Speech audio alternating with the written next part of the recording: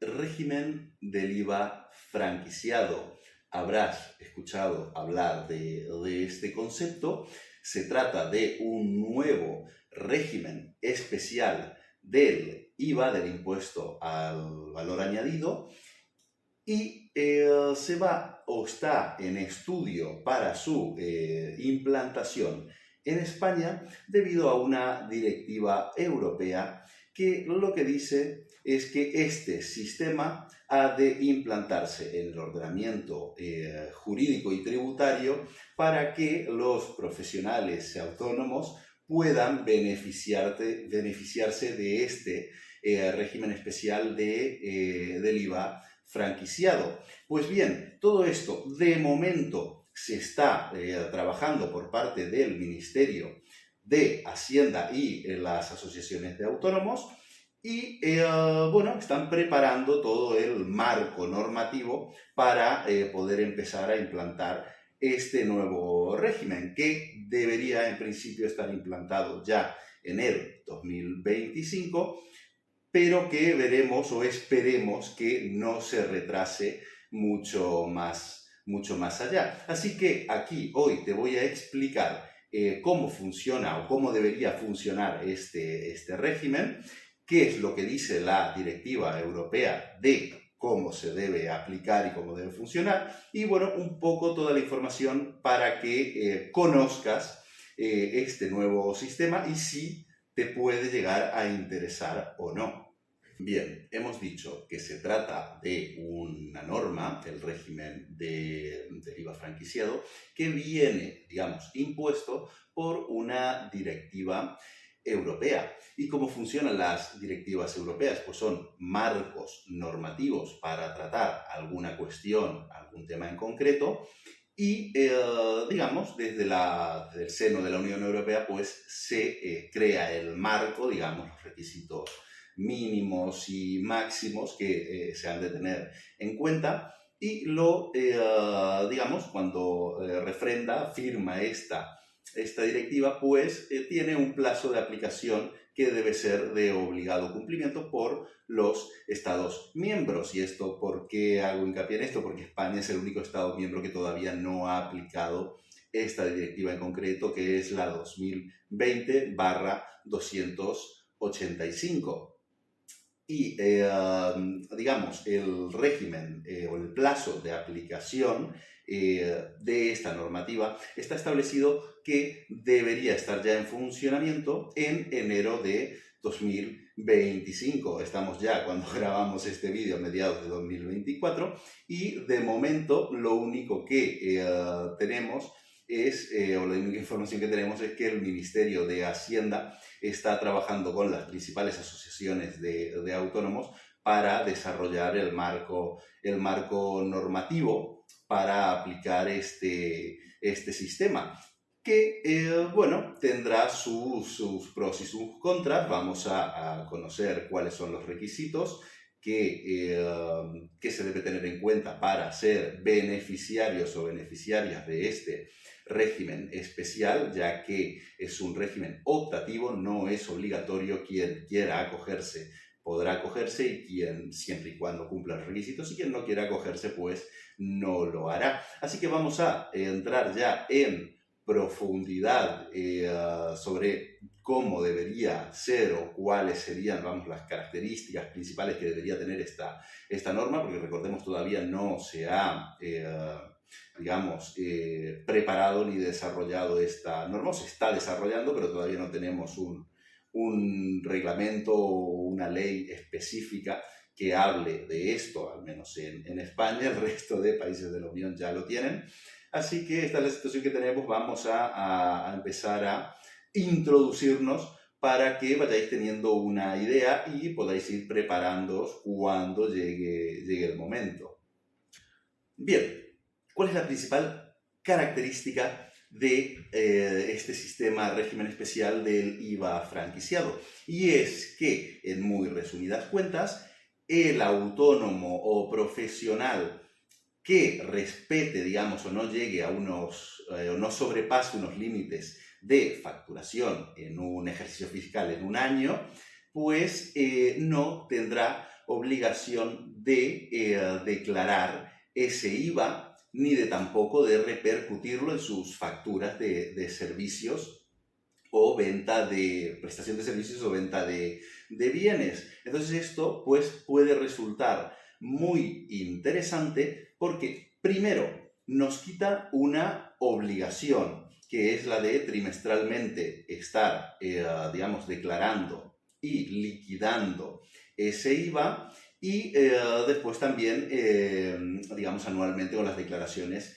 informativas. Entonces, relaja un poco las exigencias, digamos, administrativas y tributarias de los autónomos o profesionales. Entonces, todo lo que sea flexibilización o relajación de exigencias, digamos, formales, siempre es positivo para cualquier negocio o emprendimiento. Ahora dependerá de si nos interesa o no, según lo que vayamos viendo a continuación.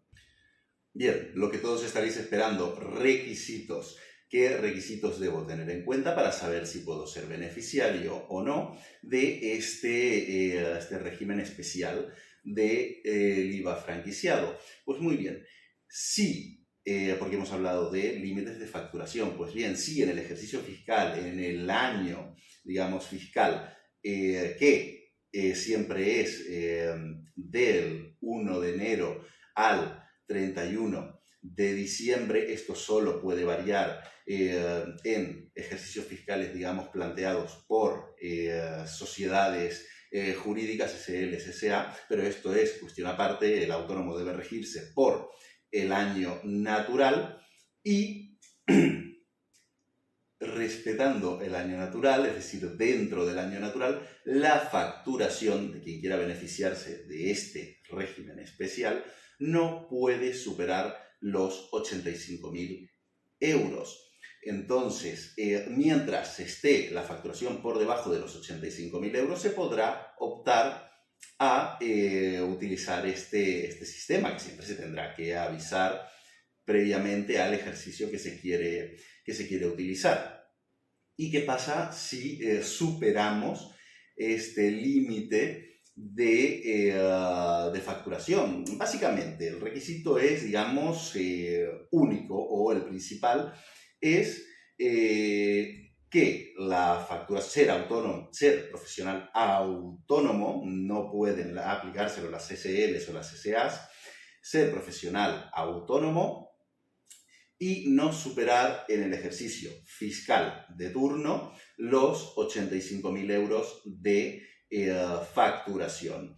Pero debemos tener en cuenta que hay algunas excepciones, que son, es decir, si superamos los 85.000 euros de facturación, podremos llegar hasta los 100.000 euros de facturación si esa diferencia, digamos, o si se combina entre operaciones, digamos, interiores dentro del sistema tributario español con operaciones intracomunitarias. Es decir, si prestamos nuestros servicios o vendemos nuestros bienes al resto de la Unión Europea, este límite se amplía hasta los 100.000 euros. Recordar que para poder realizar correctamente este tipo de operaciones intracomunitarias tenemos que estar dados de alta en el régimen de operadores intracomunitarios y declarar trimestralmente nuestro modelo 349. Tenéis otro video que habla de este requisito, de esta formalidad, y os dejaré, digamos, el enlace en la descripción. Volviendo al tema que nos ocupa. 85.000 euros, límite hasta 85.000 euros si en operaciones interiores, límite ampliable a 100.000 euros si realizamos operaciones intracomunitarias, de venta, por supuesto, no si compramos algo al resto de la Unión Europea. Entonces, estos son los límites. ¿Y qué pasa si si sobrepasamos estos límites? Pues sucederá que perderemos la capacidad de aplicación de este régimen. Entonces, lo perdemos automáticamente. Pues no, tenemos un límite de hasta el 10%, digamos, si superamos si superamos estos límites de 85.000 euros, pues tenemos hasta el 10%, 85.000 o 100.000 euros, podemos superar hasta el 10%. ¿Qué pasa? Durante el año se nos seguirá respetando, durante ese ejercicio se nos seguirá respetando el régimen de IVA franquiciado, pero el año siguiente ya no podremos aplicar este régimen. Está por ver si esto tiene digamos, una especie de castigo temporal, como sucede con los módulos. Como sabéis, los módulos, si decides renunciar a los módulos, acabas el año en el que estás en los módulos, en régimen de tributación no objetiva, es el término correcto, y luego tendrás que estar 3 años fuera del sistema de módulos en tributación directa. No es que puedas un año sí, al año siguiente me arrepiento y no, y demás. Entonces, no sabemos todavía, hasta que no se acabe de desarrollar, si una vez nos saltamos este sistema, cuánto tiempo tendremos que estar fuera como mínimo de este régimen especial de IVA franquiciado. Y esto es con un límite de hasta el 10% en el que superemos esta facturación. ¿Y qué pasa si superamos en más del 10%? Pues en principio se entiende del desarrollo de la directiva europea que, digamos, que la salida del régimen es automática. Aquí también estamos pendientes de cómo se desarrolla el reglamento, el marco normativo, digamos, español, para entender qué pasaría, porque imagínate que te saltas en noviembre, diciembre y has estado 10, 11 meses facturando sin IVA, que se retrotraerá todo esto. Es a partir de ese momento en el que tienes que aplicar el IVA, es decir, estas todavía son incógnitas por resolver, que apenas las tengamos seguramente ampliaremos el video o digamos haremos una actualización y lo colgaremos para que lo sepáis. Otra de las cuestiones que también se está analizando o desarrollando es que el límite del 10% pueda ser ampliable al 25%, es decir, la directiva en el fondo te da un marco, digamos, con unas normas mínimas y unas máximas, del cual, para que desarrolles la normativa, digamos, nacional dentro de ese marco. Y lo que dice en concreto es que estará en manos de la administración, digamos, nacional, decidir si el margen que se otorga para no perder, digamos, en el mismo año el régimen especial de IVA franquiciado, que se pueda mover entre entre mínimo el 10% y máximo el 25% de la facturación, digamos, sobrepasada. Así que, como veis, la manera, digamos, de las directivas europeas es esta: te marcan un poco el camino, y después se tiene que desarrollar normativamente en el Estado que las ha de aplicar, y estamos en ese proceso. De momento, lo que os he dicho, digamos, con cierta certeza, es lo que ya sabemos, porque es lo que nos dice la directiva europea que debería ser, y lo que os planteo, digamos, como incógnita, como en desarrollo, pues es este resto de cuestiones que al final afectan bastante en el devenir, digamos, de la norma, de la aplicación de la norma. Y cuando esto suceda, cuando esto esté listo, seguramente se hará una pequeña reforma muy de inciso, digamos, en la ley de IVA y en el reglamento de IVA para, digamos, desarrollar y aplicar y desarrollar este nuevo régimen especial del IVA franquiciado. Y ahora que ya sabemos más o menos lo que es o qué es este régimen y sus requisitos, vamos a intentar desgranar un poco los pros y los contras, que aquí habrán algunos pros y contras un poco genéricos y otros más bien particulares, dependiendo de la situación de cada uno. Así que, en principio, como, digamos, aspecto favorable, es la eliminación de formalidades administrativas o burocráticas en este sentido. Partimos de la base de que todo lo que sea eliminar obligaciones formales tiende a ser positivo para no solo el profesional o el autónomo, sino el contribuyente en general, porque ya te descargan de esa obligación. Cierto es que se tendrá que estar pendiente de si se cumple, digamos, con el régimen, con los límites de facturación, pero bueno, esto es algo que ya lo hacemos de manera natural cuando realizamos nuestra contabilidad y nos preparamos para la declaración de nuestros impuestos. Así que, digamos, la formalidad de mantener una contabilidad ordenada, esta no desaparece, es más, se incide sobre ella con todo el tema de la facturación electrónica, con lo cual tendrá que ser más exacto. Pero bueno, de alguna manera se intenta descargar al autónomo profesional de esta obligación de liquidar el IVA, y esto como, digamos, como ventaja principal con el aspecto formal. ¿Por qué? Porque hay otra ventaja muy, muy importante, y es que al no tener que declarar el IVA significa que no aplicas el IVA en tus prestaciones de servicio, en tus ventas de bienes. Entonces esto abarata tu servicio o, digamos, te hace más competitivo, porque de alguna manera dejas de ser recaudador de este impuesto. Pero al final esta es un poco la dinámica, la discusión siempre que ha habido, en el cual el autónomo, cuando llega el trimestre, le sale X cantidad a pagar de IVA, se queja, y digamos, el oponente, digamos, dialéctico, lo que le recrimina es: oye, pero es que el IVA nunca fue tuyo, te lo ingresaron, pero ejercías un poco de recaudador del Estado. Bueno, pues esta formalidad desaparece. Esto también es interesante, porque después hay todo un sistema de sanciones, multas y recargos cuando no se paga o se presenta tarde este tipo de impuestos, el IVA en concreto. Y bueno, todo lo que sea eliminar trabas administrativas siempre tiende a ser positivo.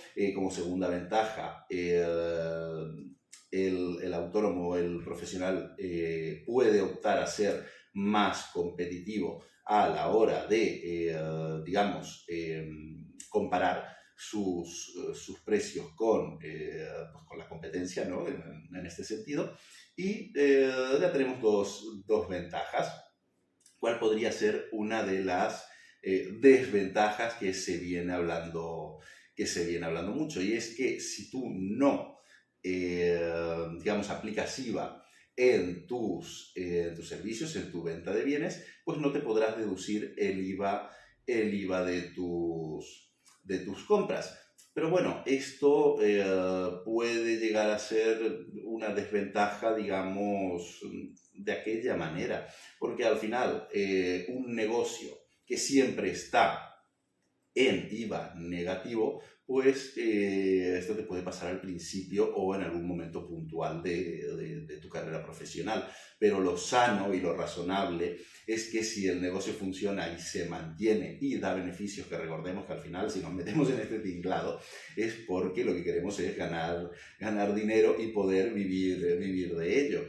Pues bien, entonces lo normal, lo sano, lo razonable es que acabes pagando impuestos y que tu IVA resulte, digamos, positivo en la mayor parte de tus declaraciones. Entonces el hecho de que no puedas, digamos, deducir algunos, o el IVA de tus gastos, pues, digamos, la comparativa es simple, es que me sale, ¿cuál es el resultado principal de mis declaraciones? Me salen a pagar siempre, pues esto que me voy a ahorrar, aunque pierda la deducción del IVA que pagamos. Y después, que si al final estás en un circuito, digamos, en el que prácticamente puedes escoger, al final tú escoges a tus proveedores, puedes escoger a tus proveedores, digamos, que estén en el mismo sistema que tú. Habrá ocasiones en las que no se podrá, pero bueno, habrá que trabajar un poco esta estrategia, pero simplemente el hecho de, cuando ya funciona, tu negocio funciona, lo normal es que tengas 2 impuestos al trimestre a pagar. Y no estoy hablando, ya estoy quitando fuera todo lo que sean retenciones y demás, que funcionan de otra manera.